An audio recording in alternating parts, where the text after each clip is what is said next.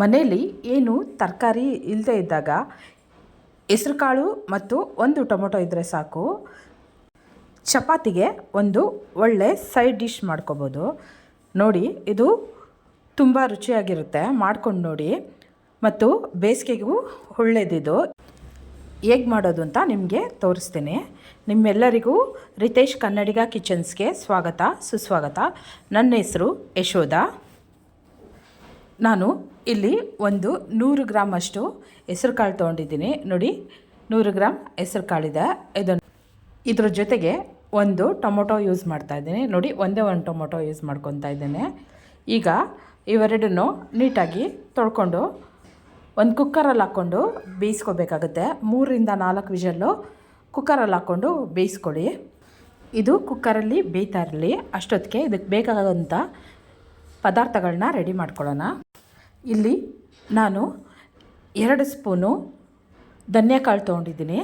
ಇದು ಈ ಪಲ್ಯಕ್ಕೆ ಒಳ್ಳೆ ಘಮ ಮತ್ತು ರುಚಿ ಕೊಡುತ್ತೆ. ನೋಡಿ, ನಂತರ ನಾನು ಇಲ್ಲಿ ಒಂದು ಅರ್ಧ ಸ್ಪೂನು ಜೀರಿಗೆ ತೊಗೊತಾ ಇದ್ದೀನಿ. ಇವೆರಡನ್ನೂ ಸಹ ನಾವು ಕುಟ್ಟಿ ಪುಡಿ ಮಾಡ್ಕೋಬೇಕಾಗುತ್ತೆ. ನೋಡಿ, ಈ ರೀತಿ ಕುಟ್ಟಿ ಪುಡಿ ಮಾಡ್ಕೊಳ್ಳಿ.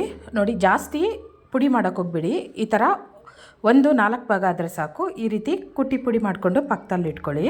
ನಂತರ ಒಂದು 2 ಗೆಡ್ಡೆ ಈರುಳ್ಳಿ ತೊಗೊಂಡು ಹೆಚ್ಕೊಂಡಿದ್ದೀನಿ.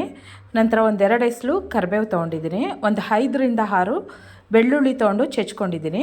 ಒಂದು 4ರಿಂದ 5 ಹಸಿಮೆಣಸಿನ್ಕಾಯಿ ತೊಗೊಂಡು ಹೆಚ್ಕೊಂಡು ಎತ್ತಿಟ್ಕೊತಾ ಇದ್ದೀನಿ. ಇನ್ನೊಂದು ಕಡೆ ಕುಕ್ಕರಲ್ಲಿ ಹಾಕಿರುವಂತಹ ಹೆಸರು ಕಾಳು ಟೊಮೊಟೊ ಬೆಂದಿದೆ. ನೋಡಿ, ಈ ರೀತಿ ಬೇಯಿಸಿ ಪಕ್ಕದಲ್ಲಿ ಎತ್ತಿಟ್ಕೊಂಡಿದ್ದೀನಿ. ಚೆನ್ನಾಗಿ ಹಿಂಗೆ ಬೇಯಬೇಕು. ಈ ರೀತಿ ಬೇಯಿಸ್ಕೊಳ್ಳಿ. ಈಗ ಇದಕ್ಕೆ ಒಂದು ಒಗ್ಗರಣೆ ಕೊಡೋಣ. ನಾವು ಒಲೆ ಮೇಲೆ ಒಂದು ಬಾಣಲಿ ಇಟ್ಕೊಳ್ಳೋಣ. ಬಾಣಲಿ ಚೆನ್ನಾಗಿ ಕಾದ ನಂತರ ಇಲ್ಲಿ ಎಣ್ಣೆ ಉಪಯೋಗಿಸ್ತಾ ಇದ್ದೇನೆ. ಒಂದು 4ರಿಂದ 5 ಸ್ಪೂನು ಎಣ್ಣೆ ಹಾಕೋತಾ ಇದ್ದೀನಿ. ಎಣ್ಣೆ ಬಿಸಿ ಆದ ನಂತರ ಒಂದು ಅರ್ಧ ಸ್ಪೂನು ಸಾಸಿವೆ ತೊಗೊತಾ ಇದ್ದೀನಿ. ಸಾಸಿವೆ ಸಿಡಿದ ನಂತರ 4ರಿಂದ 5 ಎಸಳು ಬೆಳ್ಳುಳ್ಳಿ ಜಜ್ಜಿ ಇಟ್ಕೊಂಡಿದ್ನಲ್ಲ, ಅದನ್ನು ಸಹ ಸೇರಿಸ್ಕೊಂಡು ಫ್ರೈ ಮಾಡ್ಕೊತಾ ಇದ್ದೀನಿ. ಬೆಳ್ಳುಳ್ಳಿ ಫ್ರೈ ಆದ ನಂತರ ಹೆಚ್ಚಿಟ್ಟಂಥ ಹಸಿಮೆಣಸಿನ್ಕಾಯಿನೂ ಸೇರಿಸ್ಕೊಂಡು ನೀಟಾಗಿ ಫ್ರೈ ಮಾಡ್ಕೊತಾ ಇದ್ದೀನಿ. ಈ ರೀತಿ ಹಸಿಮೆಣಸಿನ್ಕಾಯಿನ ಎಣ್ಣೆಯಲ್ಲಿ ಫ್ರೈ ಮಾಡೋದ್ರಿಂದ ಗ್ಯಾಸ್ಟ್ರಿಕ್ ಆಗೋದಿಲ್ಲ. ಅದರಿಂದ ಈ ರೀತಿ ಫ್ರೈ ಮಾಡ್ಕೊತಾ ಇದ್ದೀನಿ. ಈಗ ಕರಿಬೇವು ಎಸಳನ್ನ ಸೇರಿಸ್ಕೊತಾ ಇದ್ದೀನಿ. ಅದನ್ನು ಸಹ ನೀಟಾಗಿ ಫ್ರೈ ಮಾಡ್ಕೊತಾ ಇದ್ದೀನಿ ಎಣ್ಣೆಯಲ್ಲಿ. ಈ ಸಮಯದಲ್ಲಿ ಹೆಚ್ಚಿಟ್ಟಿರುವಂತಹ ಈರುಳ್ಳಿನ ಸೇರಿಸ್ಕೊತಾ ಇದ್ದೀನಿ. ನಾನು ಇಲ್ಲಿ ಮೀಡಿಯಮ್ ಸೈಜ್ದು 2 ಈರುಳ್ಳಿನ ಹೆಚ್ಕೊಂಡು ಫ್ರೈ ಮಾಡ್ಕೊತಾ ಇದ್ದೀನಿ. ಇದು ಈರುಳ್ಳಿ ಜಾಸ್ತಿ ಫ್ರೈ ಆಗೋದೇನು ಬೇಡ. ತಿನ್ನಬೇಕಾದ್ರೆ ಅದು ಕ್ರಂಚಿಯಾಗಿ ಸಿಗಬೇಕು, ಅಷ್ಟು ಮಾತ್ರ ಫ್ರೈ ಮಾಡ್ಕೊಳ್ಳಿ. ತುಂಬ ಏನು ಫ್ರೈ ಮಾಡ್ಕೊಳ್ಳೋಕೆ ಹೋಗಬೇಡಿ. ನೋಡಿ, ಇಷ್ಟಾದರೆ ಸಾಕು. ಈಗ ರುಚಿಗೆ ತಕ್ಕಷ್ಟು ಉಪ್ಪನ್ನು ಸಹ ಸೇರಿಸ್ಕೊತಾ ಇದ್ದೀನಿ. ಉಪ್ಪಾಕಿ ಒಂದು ಸಾರಿ ನೀಟಾಗಿ ಮಿಕ್ಸ್ ಮಾಡ್ಕೊಳ್ಳಿ. ಉಪ್ಪು ಯಾವಾಗಲೂ ಕಮ್ಮಿನೇ ಹಾಕ್ಕೊಳ್ಳಿ. ಬೇಕು ಅಂದರೆ ಇನ್ನೊಂದು ಸ್ವಲ್ಪ ಸೇರಿಸ್ಕೋಬೋದು.